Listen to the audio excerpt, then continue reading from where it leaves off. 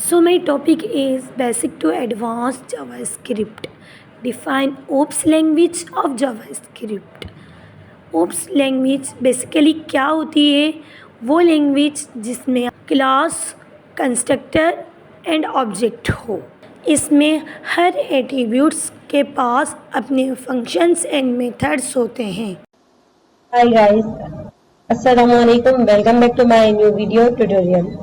इस ट्यूटोरियल में हम कवर करेंगे अपने ओप्स प्रोग्रामिंग लैंग्वेज को। OOPs basically object oriented programming language को कहते हैं और अब इन क्वेश्चंस के जरिए हम अपनी ओप्स प्रोग्रामिंग लैंग्वेज को पूरी तरीके से कंप्लीट कर देंगे। अब प्रोटो क्या होता है वो मैं आपको बता रही हूँ। उसके लिए ऑब्जेक्ट बनेगा। इधर मैं आपको ऑब्जेक्ट बना के दिखा रही हूँ।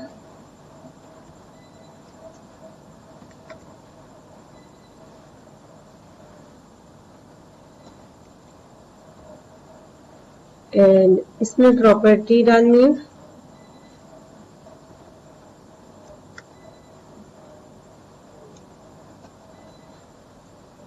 ये मैंने प्रॉपर्टीज डाल दी है।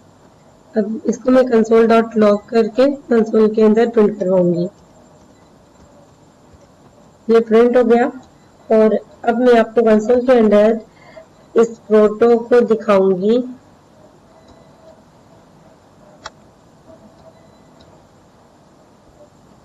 ये देखें, हमने ऑब्जेक्ट को प्रिंट करवाया, बट जब ऑब्जेक्ट को ऐसे ओपन करेंगे तो इसमें प्रोटोटाइप होता है एक ऑब्जेक्ट। तो इस ऑब्जेक्ट के अंदर एक ऑब्जेक्ट होता है प्रोटोटाइप, जिसके अंदर इतने सारे मेथड्स होते हैं। और अब हम इसी चीज को पढ़ रहे हैं अपने OOPs object oriented programming language में। ये आपको क्लियर हो गया होगा। प्रोटोटाइप क्या होता है? हमारे ऑब्जेक्ट के अंदर एक दूसरा ऑब्जेक्ट होता है जिसके अंदर कई सारे मेथड्स होते हैं। आ जाए अब हम इस सवाल को देखते हैं। यह है ऑब्जेक्ट, क्लास और कंस्ट्रक्टर कैसे बनते हैं वो मैं आपको बता रही हूँ। इसको कर देती हूँ कमेंट आउट। एंड अब कंस्ट्रक्टर, क्लास एंड ऑब्जेक्ट बनाने के लिए पहले हम क्लास लिखेंगे और अब जो क्लास का नेम है वो कैपिटलाइज लिखना है। पेरेंट लिखेंगे एंड उसके बाद इसमें कुछ मेथड्स लगाऊंगी। सबसे पहले मैं कंस्ट्रक्टर बना देती हूँ। कंस्ट्रक्टर जो है मैंने नेम का बनाया, नेम इसको पैरामीटर रखूंगी और उसके बाद case dot name is equal to name, name is equal name. Okay, ये हो गया, हमारा कंस्ट्रक्टर बन गया। अब इसके अंदर मैं एक फंक्शन बना देती हूँ। मैंने बनाया रन, फंक्शन हो गया। एंड इसके अंदर मैं पैरामीटर नहीं पास कर रही हूँ एंड इंटर करती हूँ। अब मुझे ये अलर्ट में करवाना है तो मैं अलर्ट लगा दूंगी। अलर्ट लगाने के बाद मैं इधर सीधा लिखूंगी कोई वैल्यू। तो उसके लिए मुझे क्या करना पड़ेगा? ये जो कंस्ट्रक्टर बनाया है इसको पास करना पड़ेगा। दिस डॉट नेम, मैं चाहती हूँ कंस्ट्रक्टर की हेल्प से मैं इधर नेम वाली वैल्यू ले आऊँ, इसलिए मैं इधर ये दिस डॉट नेम पास कर रही हूँ और उसके बाद मैं प्लस दूंगी। प्लस का साइन देके मैं इधर लिख दूंगी रनिंग। ओके, रनिंग हो गया। अब क्या होगा कि इस फंक्शन को कॉल करवाने के लिए, मतलब इस क्लास को कॉल करवाने के लिए हम एक वेरिएबल लाते हैं, खुद बनाते हैं और उसके अंदर न्यू कीवर्ड के साथ हम इस क्लास को कॉल करवा देते हैं। ये पेरेंट क्लास को कॉल करवा दिया, फिर इसके अंदर पैरामीटर दूंगी। पैरामीटर मतलब इधर क्या होता है, हम इधर क्या चीज लिखते हैं, जो कंस्ट्रक्टर के अंदर वैल्यू डालनी होती है ना, वो हम इधर डाल देते हैं।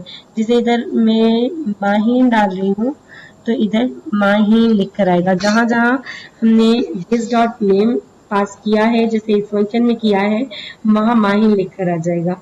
अब ये देखें, मैंने इस क्लास को इस वेरिएबल के अंदर स्टोर करवाया तो अब ये हो गया है। और अब मुझे ये फंक्शन कॉल करवाना है, डॉट देकर रन करवा दूंगी। रन हो गया एंड ऐसे कर दूंगी। और अब मैं आपको ये फंक्शन चला के दिखाती हूँ, जिसको कहते हैं ऑब्जेक्ट कंस्ट्रक्टर एंड क्लास। देखिए माहिम रनिंग लिखकर आ गया।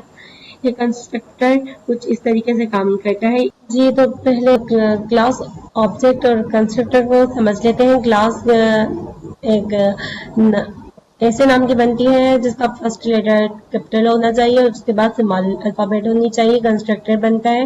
कंस्ट्रक्टर के अंदर पैरामीटर पास होता है और जहाँ जहाँ हमें कोई वैल्यू चाहिए होती है वहाँ हम this dot name is equal name कर देते हैं। अब देखें इधर मुझे वैल्यू चाहिए थी इस फंक्शन के अंदर, मैंने इधर दिस डॉट नेम लिख दिया। अब ये रन कैसे करवाते हैं, पहले तो इस क्लास को एक वेरिएबल के अंदर स्टोर करवाऊंगी, फिर कंस्ट्रक्टर की वैल्यू अगर चाहिए होगी तो इधर में इसके गोल ब्रैकेट के अंदर ये वैल्यू पास कर दूंगी, ये कंस्ट्रक्टर वैल्यू कहलाएगी। अब ए डॉट रन करूंगी तो यहाँ ये वाली वैल्यू आएगी कंस्ट्रक्टर वाली। ठीक है, यहाँ तक तो आपको समझ में आ गया होगा। अब गेट सेट मेथड को देखते हैं। इसको कर देती हूँ कॉपी, कंट्रोल सी से कॉपी कर देती हूँ और इस पूरे को कमेंट आउट भी कर देती हूँ। अब देखें गेट सेट समझने के लिए कंट्रोल भी करते हैं एंड इधर अब क्या करना होगा, फर्स्ट ऑफ ऑल तो इधर मुझे अंडरस्कोर देना होगा। गेट करने के लिए कोई भी वैल्यू डॉट के बाद अंडरस्कोर दे देते हैं एंड उसके बाद इधर हम गेट फंक्शन लगा देते हैं। जी गेट लिख दिया एंड उसके बाद में गर्ल का फंक्शन बनाऊंगी। उसके बाद इधर में सिर्फ ऐसे करूंगी, रिटर्न करवा दूंगी। रिटर्न करवा दिया और फिर मैंने लिखा this dot underscore dot name कर दूंगी और इसके बाद ये इजिकल खाली छोड़ दूंगी। या इजिकल भी ना दें तो ऐसे कर लें, क्योंकि गेट तो हमें एक वैल्यू करनी है ना कि उसकी मतलब कोई वैल्यू सेट करनी है। ठीक है, गेट मेथड लगा दिया। अब इसको कॉल करवाने का तरीका यही है कि हम इधर कंसोल डॉट लॉग के अंदर करवा दें ए डॉट नेम। अब देखें ए डॉट नेम कौन सा आएगा, जो हमने कंस्ट्रक्टर की वैल्यू दी होगी, यही हमारी वैल्यू प्रिंट होकर आएगी। अब देखते हैं अपने कंसोल विंडो के अंदर, ये हो गया ओके। अब चलते हैं अपना, ये देखें वैल्यू अनडिफाइंड आ रही है। एक बार फिर से चेक कर लेते हैं क्यों ये वैल्यू अनडिफाइंड आ रही है। एडल्ट नेम ही है 1 मिनट, इसलिए आ रही है, डॉट के बाद देना है एड्रेस को। हम सेट कर देते हैं और ये देखें अब ये वैल्यू मतलब ये ही आएगी, माहीन लिख कर आएगा।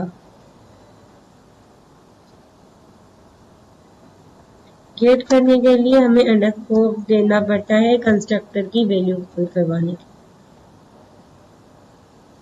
इधर भी मिस्टेक है, इधर भी तो इधर सेट है।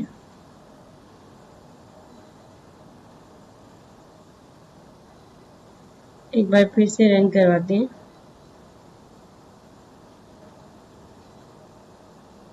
वन मिनट, मेरी ये मिस्टेक है कि मैंने ए डॉट के नहीं किया, क्योंकि मैंने ये जो जिससे फंक्शन बनाया है वही कॉल करना होता है, तो वो मैंने कॉल नहीं किया था। ये देखें जैसे ही फंक्शन कॉल किया आंसर आ गया है। और अब चलते हैं अपने सेट मेथड की तरफ, इसको कर देते हैं कमेंट आउट। सेट मेथड भी कुछ इस तरीके से ही बनेगा, बट देखें सेट का कीवर्ड लगा, इधर लिख दिया गर्ल, गर्ल लिख दिया एंड इधर नेम पास कर दिया, नेम पास कर दिया एंड उसके बाद मैंने इधर लिखा this dot underscore name is equal, name भी पास करूंगी क्योंकि वैल्यू भी पास करनी है। अब देखें वैल्यू जो पास की तो मतलब तो यही होगा ना, जब भी मैं कॉल करवाऊंगी तो फिर यही वैल्यू आ जाएगी, है ना। बट मुझे ऐसे नहीं करवाना, मुझे करवाना है ए डॉट ये जो मैंने लिखा है गर्ल। इसके अंदर अब जो मैं वैल्यू पास करवाऊंगी वही इसकी फाइनल वैल्यू होगी। अब देखें, इधर मैं करवा देती हूँ कश्यप, ठीक है। ये मैं console.log में लिखती हूँ। और यहाँ पर इसको हम कंसोल में इसका आंसर देखने चलते हैं।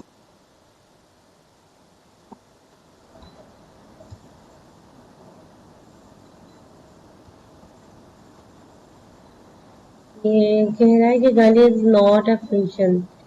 1 मिनट, अगर आपका भी ऐसा शो हो तो हमें क्या करना है, इसके ब्रैकेट को इरेज कर देना है और इधर लगा देना है इजिकल। जब भी ऐसा कहे, वैसे तो गर्ल फंक्शन है बट ये मेथड चेंज कर रहा है तो इसीलिए ये नहीं वैल्यू उठा के दे रहा है, हमें सेट करके नहीं दे रहा है। अब देखें, कर दी ना इसने से, ये होता है हमारा सेट मेथड। अब रह गया है इंस्टेंस ऑफ। इंस्टेंस ऑफ मैं एक्सटेंड कीवर्ड के साथ आपको करके दिखा रही हूँ। 1 मिनट, कंट्रोल सी, इसको इरेज कर देती हूँ यहाँ से, चलती इसको 4 क्वेश्चन में,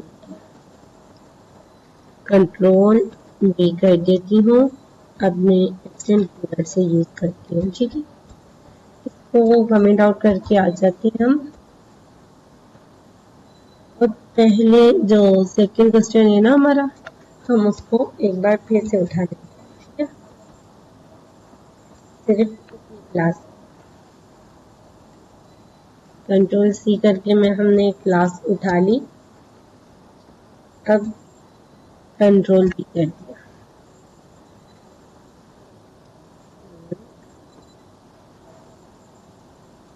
देखिए, अब एक्सटेंड कीवर्ड उस जगह यूज होता है जहां हमें एक क्लास बनी हुई है उसी की जैसी दूसरी की मतलब दूसरी क्लास बनानी है और फंक्शन ऐड करके। तो हम क्या करेंगे सिंपली, अगर हम एज अ कोडर अगर एक्सटेंड वर्ड ना होता तो हम क्या करते, इसी को कॉपी पेस्ट कर लेते। बट अगर 50 जगह हमें कॉपी पेस्ट करके ऐसे मतलब और फंक्शंस ऐड करने हुए तो वो भी हम कर देंगे। बट अगर हमसे कहा जाए कि जहां जहां 50 जगह आपने ये जहां जहां ये पिछली क्लास डाली है उसे सेट कर दो, तो उसमें हमारा टाइम वेस्ट हो जाएगा। तो इसी काम को करने के लिए हमारा एक्सटेंड कीवर्ड होता है।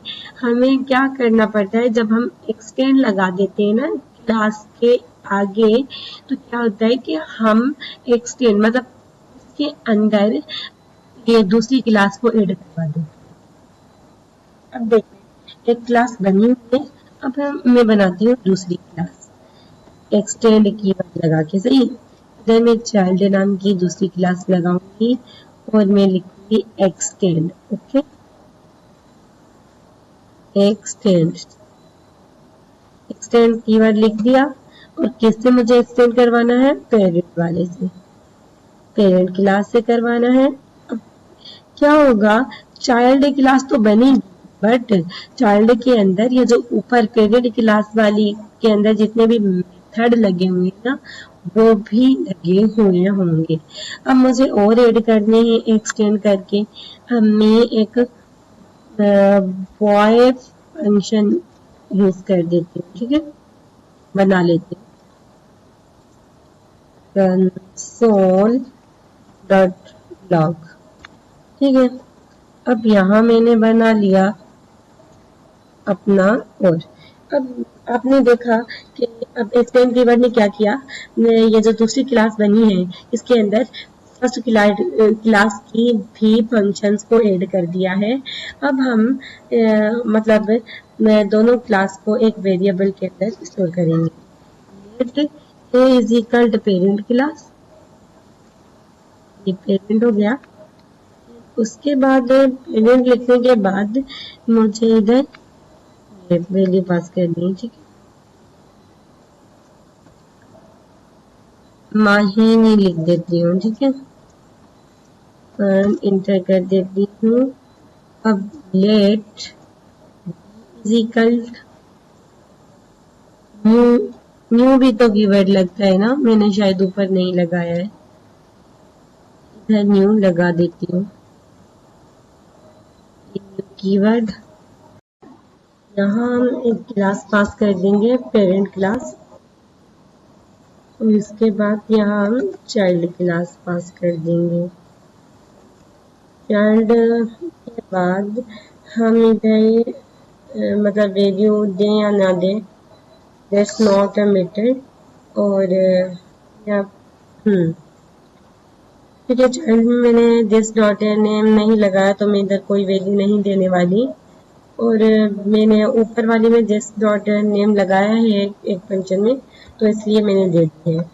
अब मैं आपको ये दिखाना चाहती हूँ, अगर ये पेरेंट क्लास का जो फंक्शन है, अगर मैं ये चाइल्ड क्लास से भी कॉल करवाऊँ तो भी ये रन हो जाएगा, बी डॉट रन।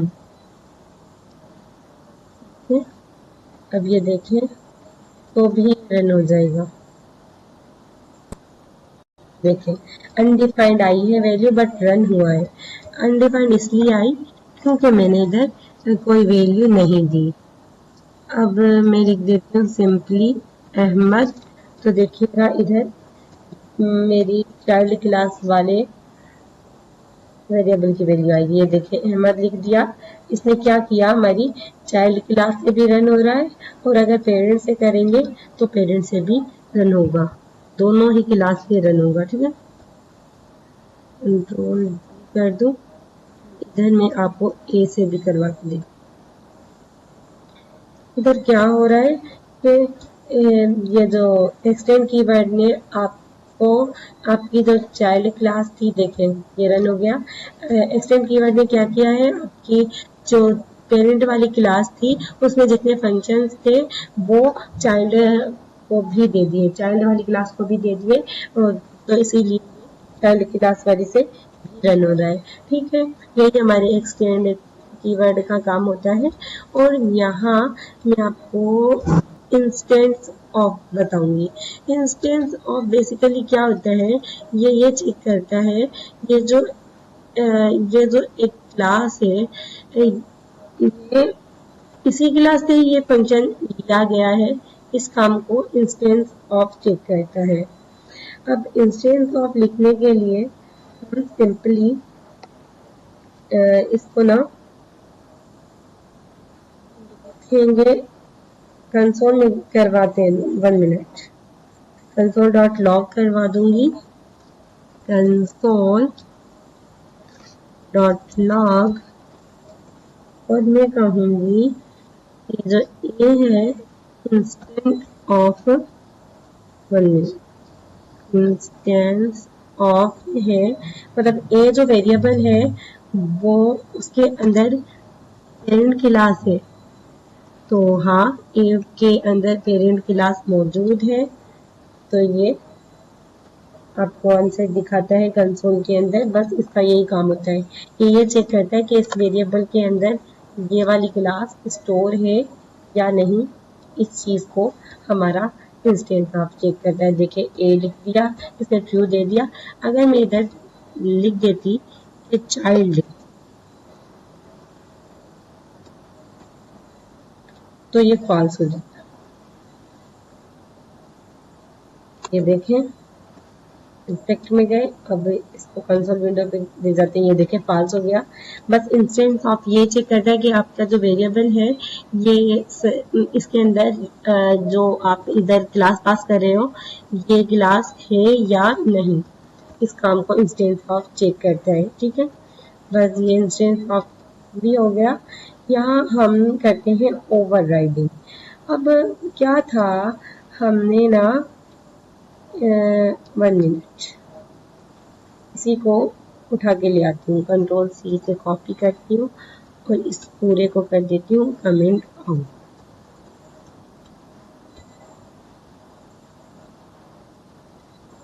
यहाँ लिख दिया और कंट्रोल वी कर देती हूँ, ठीक है। यहाँ हो गया, बट इधर ना अब ओवरराइडिंग क्या होती है? ओवरराइडिंग ये होती है, ये आपकी जो फर्स्ट क्लास है उससे ये जो आपकी चाइल्ड वाली दूसरी क्लास है, इस ये एक्सटेंड कीवर्ड की हेल्प से मिल तो जाती है। तो इससे क्या होता है कि हमारे पेरेंट क्लास के जो मेथड्स मतलब फंक्शंस होते हैं वो हमारी चाइल्ड क्लास में भी चले जाते हैं। बट हम चाहते हैं ये जो पहला फंक्शन हमने बनाया है से थोड़ा सा अलग हो वैल्यूज में, ऐसा कुछ हम ओवरराइडिंग से करते हैं। अब जो दूसरी क्लास में मतलब ये जो फर्स्ट मेथड हो पहली क्लास वाला, ये थोड़ा वैल्यूज में चेंज हो।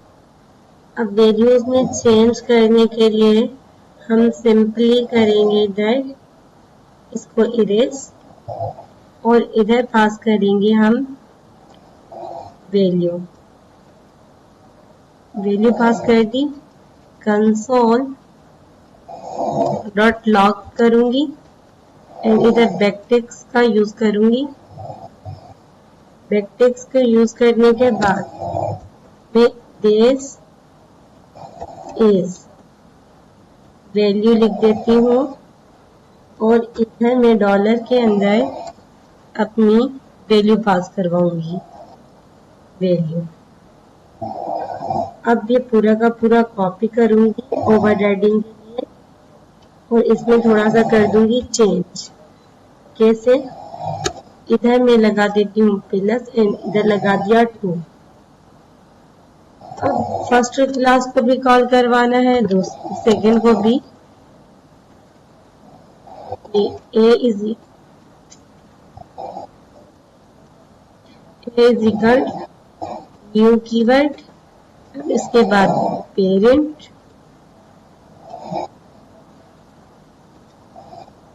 लग गया। अब उसके बाद हम करवाते हैं इसको ए डॉट रन। रन हो गया। रन में हमें कितनी वैल्यू डालनी है वो हम डाल देते हैं। 3 मैंने पास कर दी। अब इसको कॉपी कर लूंगी।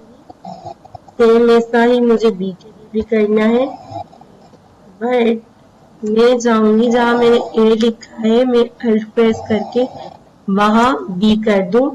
अब मैंने बी कर दिया है एंड इसके बाद अब देखिएगा कैसे आंसर शो होगा, क्या डिफरेंस होगा। ए को कॉल करने से वही वैल्यू आएगी जो मैंने ए डॉट वैल्यू के अंदर लिखी है, बट बी को कॉल करने से उसकी वैल्यू मतलब कि बढ़ जानी है। मैंने इधर लगाया है वैल्यू प्लस हो जाए 2।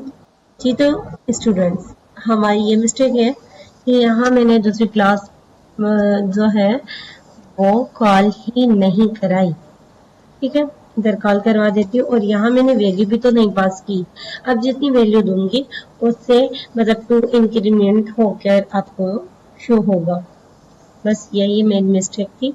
अब मैं आपको आंसर को शो करवा देती हूँ। ये इंस्पेक्ट हो गया और कंसोल हो गया। ये देखें, ये 2 इंक्रीमेंट हो गई। मैंने 3 वैल्यू पास की थी बट इसमें 2 इंक्रीमेंट मैंने लगाया। इसी चीज को ओवरराइडिंग कहते हैं। अब करते हैं अपने सुपर को यूज, कंट्रोल सी कर दूंगी एंड इसको इधर ले जाऊंगी, कामा कंट्रोल वी एंड इधर कामा 6 लिख देते हैं। ओके, और इसको कर देते हैं इरेज और सुपर कीवर्ड को यूज करते हैं। अब देखें सुपर क्या होता है बेसिकली, इस चीज के लिए सुपर यूज होता है जो आपने फर्स्ट फंक्शन बनाया है। अगर आप उसमें की वैल्यू को बिल्कुल ही चेंज कर दोगे तो उसके लिए आप सुपर कीवर्ड को यूज कर सकते हो। ठीक है, लगाएंगे और उसके बाद हम इधर कोई पैरामीटर वगैरह नहीं पास करवाएंगे क्योंकि ऊपर तो हो गया है पैरामीटर पास, इधर हमें नहीं करवाना है। तो इधर मैं बिल्कुल आंसर चेंज कर देना चाहती हूँ, तो इधर मैंने लिख दिया और ऊपर इसको डॉट देना पड़ता है 1 मिनट। सुपर देते हैं फिर डॉट देते हैं जिस पे भी लगाओ। सुपर डॉट रन हो गया। ये तो व्यूअर्स ये इसलिए एरर दिखा रहा था क्योंकि इसको हमें फंक्शन के अंदर रखना होता है। ठीक है, सिर्फ इसको इरेज कर देते हैं और इधर कंट्रोल V कर देती हूँ और इधर कॉल करवाना आता है। अब देखें बी डॉट जब रन करूंगी तो इसका पूरा का पूरा सिंटेक्स जो है वो बदल जाएगा। सुपर कीवर्ड बेसिकली इसीलिए यूज होता है कि हम इसकी हेल्प से अपने फर्स्ट क्लास के फंक्शंस की वैल्यू को बिल्कुल चेंज कर सकते हैं इस तरीके से यूज करके। ठीक है, इसको करती हूँ अब कमेंट आउट। अब चलते हैं अपने लास्ट क्वेश्चन पे, स्टैटिक के लिए हमें क्लास बनानी होगी लेट। अब पेरेंट क्लास बनाती हूँ और उसके बाद मैं इधर कंस्ट्रक्टर लगाती हूँ। कंस्ट्रक्टर, ये कंस्ट्रक्टर लगा दिया है मैंने। फिर इधर मैंने लिखा है name dot this dot name is one, इधर इज इक्वल आएगा और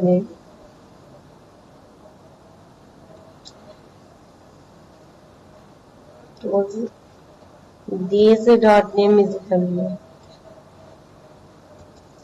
ओ सॉरी इधर पैरामीटर पास करना है। मैं क्या कर रही हूँ, पैरामीटर पास किया और इधर मैं करवाती हूँ this dot name is equal name. Okay, अब ये हो गया नेम।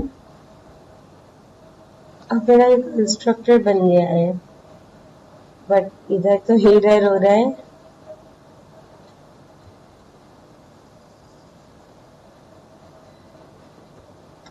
ऐसा करते हैं, ऊपर वाला कंस्ट्रक्टर उठा के लाते हैं, फिर देखते हैं एरर क्यों हो रहा है। इंटर कंट्रोल भी किया,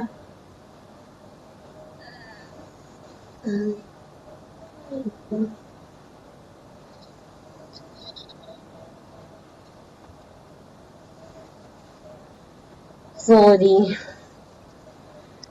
पता नहीं क्या हो रहा है। बस ये किधर क्लास देना था, कंस्ट्रक्टर तो सही बनाया था। ठीक है, अब चलते हैं अपने, कंस्ट्रक्टर हो गया है। कंस्ट्रक्टर के बाद हमें क्या होता है, एक फंक्शन देना होता है, मतलब फंक्शन बनाना होता है स्टैटिक कीवर्ड को यूज करके। ये स्टैटिक को यूज किया एंड मैं स्टाइल फंक्शन बनाऊंगी। मैं स्टाइल फंक्शन किस पे लगा रही हूँ, नेम पे। नेम डॉट 4 8 इसको करा 0, अब कर दिया इसको डॉट। जो मिस्टेक आ रही है ना, मिस्टेक इसीलिए हो रही है तो मैंने कर्ली ब्रैकेट के अंदर नहीं बल्कि स्मॉल ब्रैकेट के अंदर लिख दिया है। करती हूँ, इसको कॉपी कर रही हूँ और इरेज कर दूंगी। कर्ली ब्रैकेट लगाऊंगी, नेम पास करवाऊंगी, फिर कंट्रोल V कर दूंगी। ठीक है, इधर मैंने बता दिया है इसको, जो 0 है मतलब लेंथ वाला, उसको करना है अपर केस। उसके अलावा नेम डॉट सब स्टार भी लगाना है हमें, नेम डॉट सब स्टार। अब इधर सब स्टार में 1 पास करूंगी, 1 से लेके नेम डॉट लेंथ हो जाए, नेम डॉट लेंथ, तब जितना नेम हो ना लेंथ तक हो जाए। यहाँ लेंथ पास कर दी। अब हमें एक फंक्शन बनाना है जिसमें हमें ये देना है, गर्ल का फंक्शन बना लेते हैं और उसके बाद इसके अंदर अलर्ट डाल देते हैं अपना। अलर्ट डाल दिया एंड ये लगा दी ब्रैकेट्स। ब्रैकेट्स के बाद हम इधर वैल्यू पास करवाएंगे कंस्ट्रक्टेड की। उससे पहले हम इधर ये वाली स्टाइल पास करवाने के लिए हम देंगे अपनी क्लास का नेम पेरेंट, फिर उसके बाद देंगे डॉट अपनी ये जो हमारा स्टाइल है उसका मतलब उसका फंक्शन को कॉल करवाएंगे इसके अंदर दिस डॉट नेम को। इसके अंदर करवा दिया हमने दिस डॉट नेम को, मतलब कि जो फंक्शन है वो इसकी वैल्यू पर लग जाए। और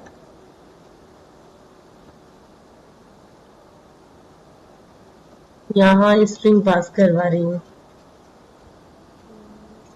माय बेस्ट फ्रेंड। ओके, मैंने स्ट्रिंग पास करवा दी है। अब मैं इसे रन करवाऊंगी। Let a is equal to new parent. Okay, parent के अंदर मैं कंस्ट्रक्टर की वैल्यू पास करवाऊंगी। इधर मैं पास करवाना चाह रही हूँ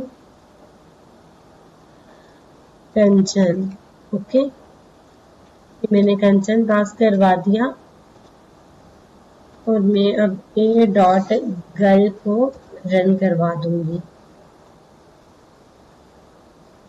अब देखिएगा इस फंक्शन से हमने स्टाइल लगाया है स्टैटिक मेथड के यूज से। अब क्या होगा, इसका जो मैंने कंस्ट्रक्टर की वैल्यू दी है उस पर ये स्टाइल अप्लाई होगा। अनडिफाइंड आ रहा है, अनडिफाइंड आ रहा है। देख लेते हैं अनडिफाइंड क्यों आ रहा है। इधर तो तकरीबन करेक्ट ही लग रहा है। मैं कंसोल विंडो के अंदर जाके देखती हूँ क्यों अनडिफाइंड आ रहा है।